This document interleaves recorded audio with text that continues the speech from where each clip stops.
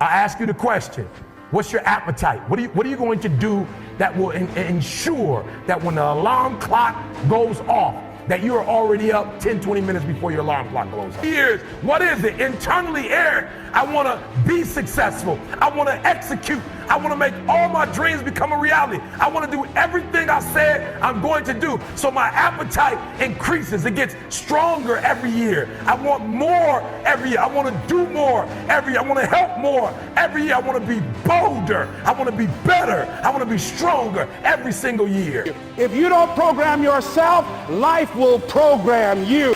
So you want to have an agenda for your life. It's necessary that you have some direction for your life. A friend at the National Speakers Convention gave us a presentation, and it really struck me. He was talking about when he was traveling across Europe, Warren Gresham, and he said at different points soldiers would wake them up on their journey and ask him the question.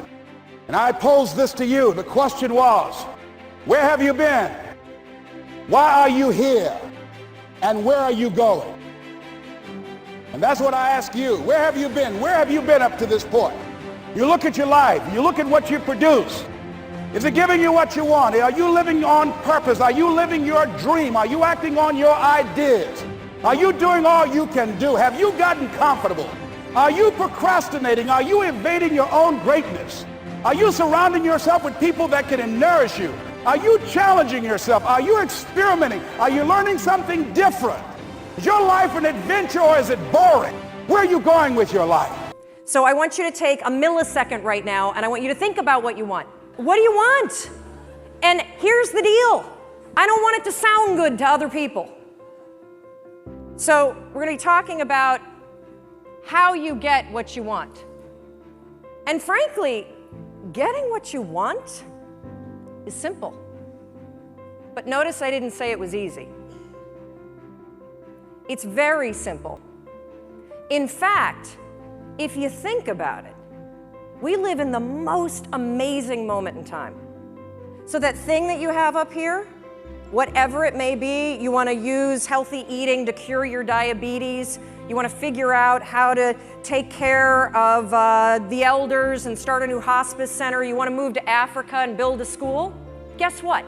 You could walk into a bookstore right now and buy at least 10 books written by credentialed experts on how the hell you do it.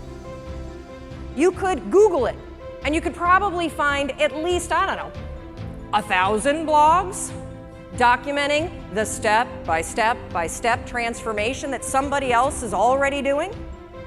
You can find anybody online and cyberstalk them. You can just walk in their footsteps and let them, just use the science of drafting. Follow what everyone else has done, because somebody else is already doing it. So why don't you have what you want? When you have all the information that you need, you have the contacts that you need, there are probably free tools online that allow you to start a business or join a group or do whatever the heck you want. And do you realize that the odds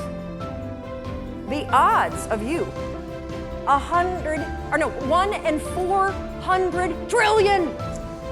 Isn't that amazing? Your life that could change the world, that could change the way that you feel. And what do you do with them? Nothing. Remember, you're what you are and where you are because of what's gone into your mind. And you can change what you are, you can change where you are by changing what goes into your mind.